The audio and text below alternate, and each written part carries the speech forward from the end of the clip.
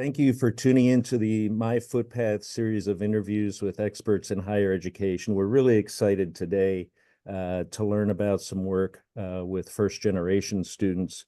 myFootpath is a leading organization re-enrolling adult students nationally, and that seems to be one of the significant populations that's still around to be able to enroll, with over 40 million adults with some credit and no credential.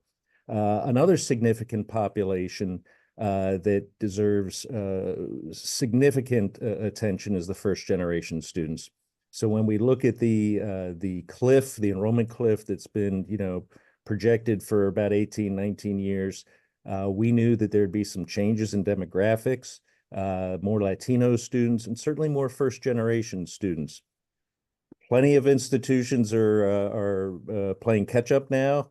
Some of them believe they're innocuous, and if they just work harder, it'll be fine. But Tennessee Tech has put its foot down on the accelerator and has already been working on programs that have shown some very promising results. A little bit of data before I introduce our speakers. We've got, if we look at the body of these students, 54% of all undergraduates right now, it's more than half, are first generation students, really significant. And today, their likelihood of applying is 2 times greater than non-first gen students.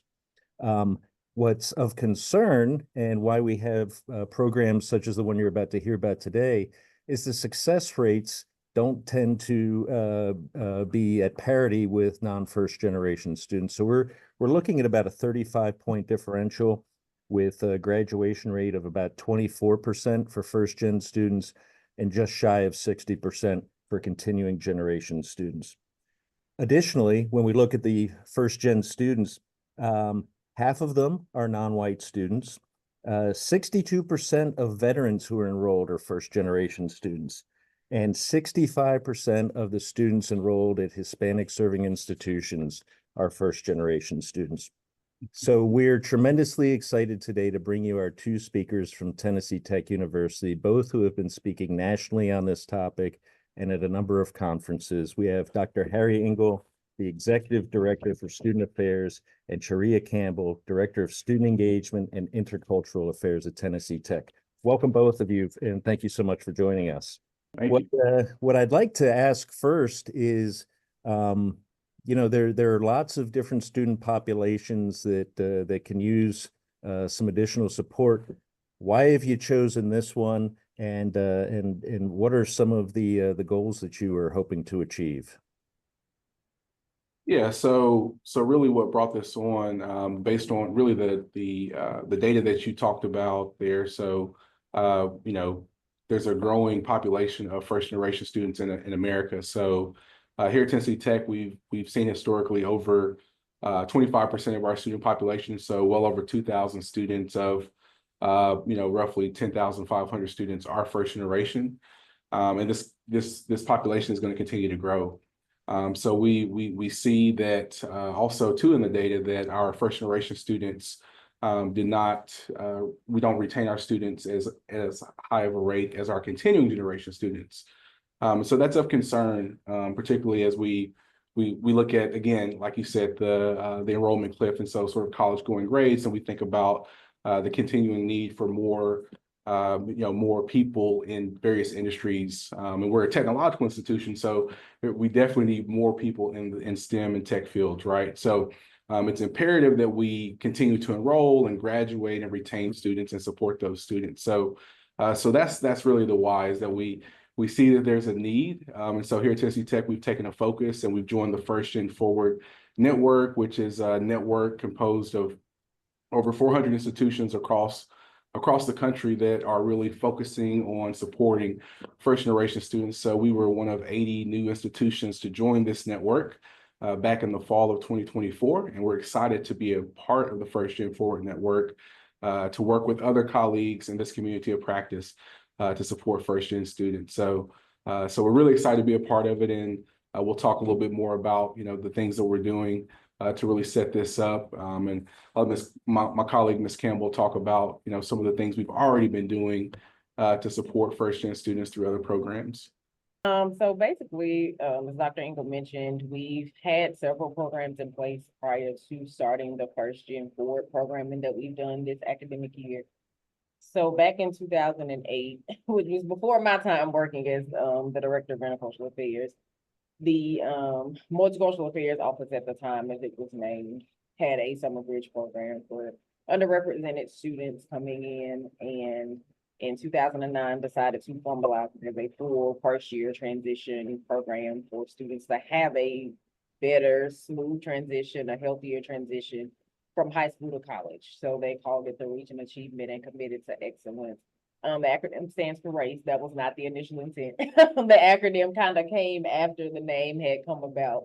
So everybody knows the program as the RACE program, even to this day, and that's what the students love to call it. And like I said, it was a program built to be kind of a peer mentor style program to have some upperclassmen students provide that additional peer-to-peer support in addition to your faculty, staff, and administrators that we have here on campus.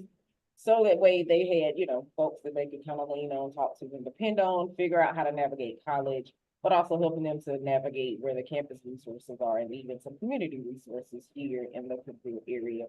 And the program kind of stayed that way until fall of 2020. We were fortunate to be able to get a grant through our Tennessee Board of Regents to expand the program to where it's now a 4-year program. So we're not just working with students their first year and helping to make sure that they get through the first year and then retain them as a sophomore. We're now able to see students all the way through with different types of programming, and we have called that program the Race Plus program. And the plus stands for professionalism and leadership for undergraduate student success.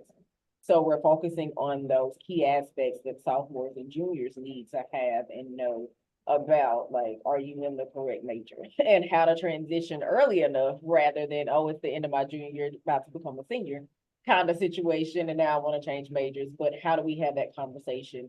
Yes, your freshman year, you've had it, but are you still, as you're in your sophomore year, in the right major? Helping them to navigate finding internships and co-ops and working with our career development centers and partners and alumni who come back from different companies and different organizations and entities to help them get that hands-on practical experience.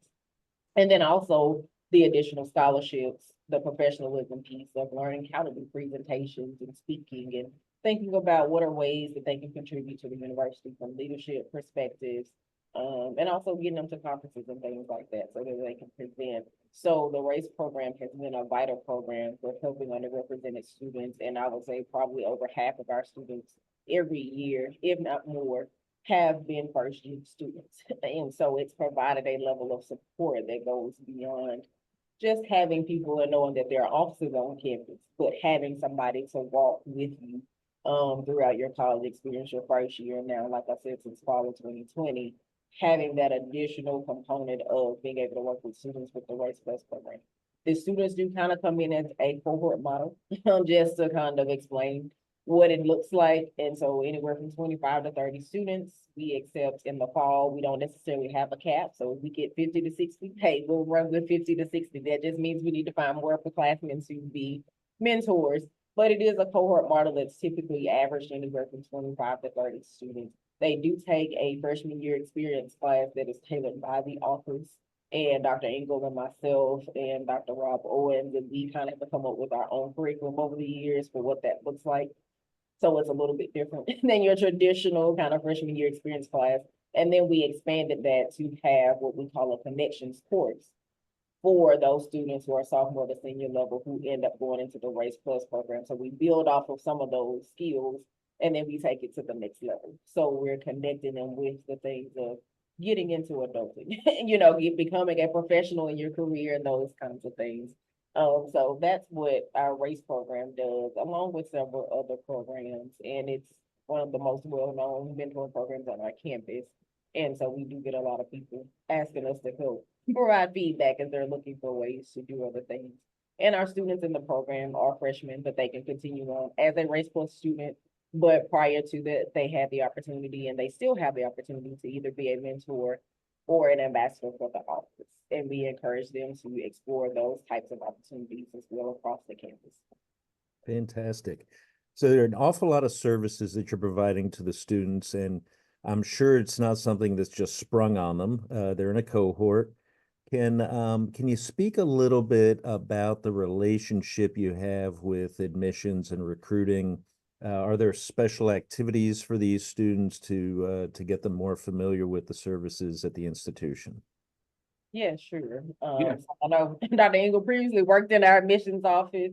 I've had experience at another institution prior to coming to Tennessee Tech. But one of the key pieces has been that admissions helps us to sometimes identify the students, but also to be able to send out communications, be it email, text messages. So at one point they were like, you type up a kind of a draft of an email, and they have been gracious enough to send that out to all of our admitted students. So that way, every student who applies and has been admitted to Tennessee Tech, they receive information regarding our program. Of course, it is up to the students to self-identify themselves and choose to apply for the program. But when we wrote the grant for TBR back in spring of 2020, we included academic units as well as admissions. One of the things that we talked to students about who were already in the programs or had come through was, tell us a little bit about your experience, not just your transition into Tennessee Tech and what you had hoped to gain within your first year and what resources were great, where are some things we can kind of tweak and change to make it better. But what was it like as you were looking at Tennessee Tech?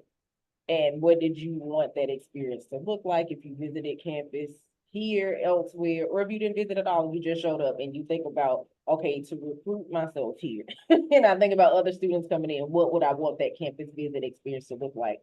So hearing from students, they gave us an idea of the types of things that drew them to Tech if they had visited, things that they saw at other campuses that they liked and didn't like. And so we had that conversation with our former admissions director, and we included them in the grant. So we decided to kind of expand and create another visitation day that we do in the fall every year. And we focused on doing it around homecoming because students talked about the connection with alumni. That was something that was important. So a lot of our alumni from underrepresented backgrounds, in particular our alumni of color, come back during homecoming. So we focused on doing it that Friday of homecoming week. And it turned out to be a great success. And we open it up so that families can come, students as individuals and their friends can come, but also school systems can bring students. And then we saw a need for also having a visitation day in the spring as well. So the fall focuses on those current high school seniors, trying to capture them before most December deadlines close out for scholarships and those kinds of things, and encouraging them, hey, if you haven't applied, if you haven't done your scholarship application, if you need to take that ACT or SAT one more time before these December, January application deadlines close out and decisions are made about scholarships, go ahead and do it. And then the spring allows us to capture those that are still floating out there and hadn't made a decision in their senior year, but for sure to focus on those juniors. And the first one was in person. Yes, we did it during COVID. We had about 13 families from 3 different states to show up. And then in the spring, we had over 60 people online. And that included us having academic partners and campus resources available, as well as student representatives to talk about kind of the student life aspect, both in the fall in person, but then also people to be there virtually. And we've continued that, and Dr. Ingle may want to continue and add on some stuff to it as well. Yeah, why don't you take it over, Harry? When we think about a lot of these student events that we've just heard about, at your institution, your students are essentially self-identifying and partaking in events where people are going to know they're first generation. So it sounds like there's some pride attached to that. Can you speak a little bit about how they develop this esprit de corps that gets them proud to represent? Yeah. So we, again, we really just kicked off our real big focus on our first gen students. So we held a kickoff event, our first ever kickoff event back in the fall of 2024. And we had a really good turnout. We had over 80 students, and we had some first gen parents and families there. And so we just, invited them to come when it was during our move-in, the weekend of our freshman move-in. And so we invited the students and their parents to come. We had some food, and had some current first gen students to welcome them with open arms, some of our faculty, some of our staff. as well as a couple offices with resources and things that will be helpful for them to know sort of right out of the gate here at Tennessee Tech. And so, again, it was a great way to connect with our new students and families. And so we just, began building that really as soon as we joined the network. So we joined the network August 1st, and, by mid-August, we had this kickoff event. And, since that time, we've grown really a online virtual community of first-gen students of around 300 students that regularly are, engaged and really, committed to connecting with other students, faculty, resources that will help them to be successful, as well as we were successful in implementing a question on our admissions application for Tennessee Tech. And so beginning September of 2024, we added a question. And so now we are able to, identify those first-gen students applying to the institution. And so we can begin to sort of look at those different behaviors and be able to determine the best ways that we can support them and their families even before they, enroll here at Tennessee Tech. And so we're really excited to, at this time, we're actually about to transition to our first orientation. So our first orientation that we've had, we have this focus on first generation students. So I'm looking forward to, I've been following up with those families that visit us during the different preview days and showcases. And so I'm excited to connect with them as well as our other, first gen students and other faculty and staff are looking forward to connecting and fellowshipping with those new families that are joining the Tennessee Tech family here coming up very soon. Actually, at the end of May, we'll be having our first, our orientation sessions. And so we'll have some dedicated resources available to welcome those first-gen families here to Tech. Fantastic. Well, I hope the weather holds up the way it looks like outside. Yeah, fingers crossed on that. What are some of the challenges that you may have seen, even nationally, that are behind first-gen students, their lag in graduation rates that you're trying to address at the institution? Yeah, I mean, just a couple, so far, working with our students, many times it's really that the idea of, you don't know what you don't know. And so many times our students are coming in, they just don't have that awareness. And so they just don't really know what are all the different things that they need really to be successful, because they've never really been in this type of space, and they may, be lacking some of that insight and things from their families and parents. And so again, really what we've tried to do is create a space where we provide those resources, information about those resources and things up front.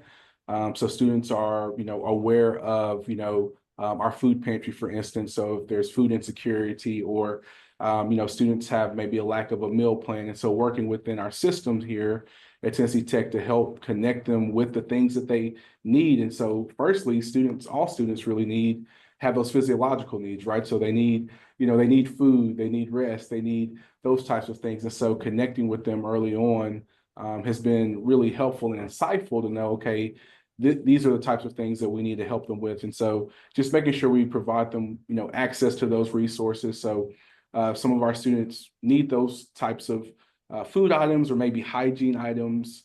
Some of them, financial, there's definitely some financial needs and concerns, and so they're trying to figure out how to pay for school.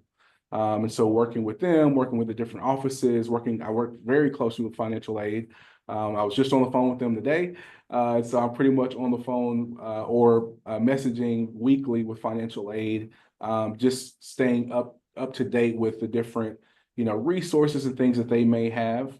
And so financial need is something that we know is a concern. Many of our students too, I'm finding out, are working, right? So time management and different things, skill sets like that can be very helpful, again, to start to work with the students. And so really it's been a learning process of learning specifically what students need help with. And so continuing to work to identify those specific needs, and then working, with, colleagues such as Ms. Campbell and other people across campus to connect students with those resources to help them be successful. Fantastic. This, this isn't work just to be busy. This is work with desired outcomes. Charria, share with us one or two of the outcomes of the hard work that you all are contributing to. So I would say like a couple of outcomes that we're contributing to, of course, as you just mentioned, kind of their retention and persistence all the way to graduation. I think that's been a key piece of not just the race program, but a lot of the other programming that we do through the office. But we've been very intentional about making sure we have the connections with the different academic campus resources. As he mentioned, those kind of well-being type resources that sometimes students don't realize that they need, or they know that they exist. So that way they can not have to work or not work as much, or how to answer those questions, or how to get to the resources. And sometimes it's even directing them to resources across campus. So I think the outcomes that we've seen is definitely our first year retention rate, sometimes being at 100% with the students who are in those cohorts. So typically we're at the 90 to 100% every single year. And that continues on even to our second to third year. So those students that we can kind of capture, maintain, even if they are not in Race Plus, like I said, they are going to be mentors, they can be ambassadors, or we've helped them connect to like academic kind of things, being an ambassador for their academic college or school, or getting into leadership roles in different student organizations. And because we know when students get connected, they find their place, they find their people, they are able to kind of navigate some of these life challenges. We know that we can see that they can make it, from second to third year. And when they get to third year and they're really getting into their major, hey, I kind of know how to navigate these challenges, or I know when something arises, I know where I can go. I'm not just hitting a brick wall and I got to bang my head against the brick wall and don't know what to do. I now know I have people and resources, both on campus and off campus. And sometimes it's helping them to navigate the conversations with family as well. Because again, when you think about first-gen students, nobody is there who can help answer the questions. And sometimes people don't really understand why they're there, or what it is that they're doing, or they're just like, I'm here to support you, but I don't know how to answer that question. So I think we're just trying to build that kind of net web, so to speak. One analogy that I've used for a number of years, even prior to being at Tennessee Tech, is like, we are like the guardrails. We go back to bowling, and I was like, when you're a kid, they put the guardrails up. We're the guardrails that you're bouncing off of. So that's kind of what I see us as. And I think we're doing the programming that we do, connecting with our academic folks, connecting with our non-academic areas, but also our community partners and alumni. We've been able to create that, and then seeing, not only the higher retention rate, but seeing a larger graduation rate of students from underrepresented backgrounds. And I think, one thing we can kind of applaud ourselves on is in the state of Tennessee, we have the largest number of Black male students who graduate from a four-year institution out of all the institutions. And that was something that was highlighted about 2 years ago for Tennessee Tech University, is that we had the largest graduation rate. That is, yes, somewhat attributed to the work that we're doing, the two of us here, but so many other people. And I think also with what we do in athletics as well, and we've been intentional about building that connection there, bridging that gap to make sure our student athletes don't feel like they have to be in that just athletic bubble, that athletic world, but they get an experience of the whole campus experience. So we see a lot of our students as student athletes that do connect with our programs, that are getting more involved in student organizations, that are getting involved in fraternity, sorority life. Of course, there's the community service component. So we've been able to build that connection, and they also help us with some of the things that we do for the Race to Tech Visitation Day that I mentioned earlier. They're involved in the tours. We had student athletes that created their own student organization, and they are sometimes the first one to sign up for some of the events we have, and especially when it comes to recruitment events. They want to be out there in the forefront, helping to give the tours and talk about the experience of why they came to Tennessee Tech. So I think, the outcomes is definitely the retention rates that I mentioned, the graduation rates, but also kind of making sure we're tapping into all of our students from different areas, because a lot of times people don't realize that we have a number of student athletes on our campuses that are first-year students. And we are missing that gap, and we just think of the general population. But because we're working to bridge that gap, we're capturing as many of our students on campus that are in different pockets on campus to help them be as successful as they want to be, can be personally, professionally, and socially in many aspects. Fantastic. The results are very impressive. And more importantly, you're helping to transform lives in society, right?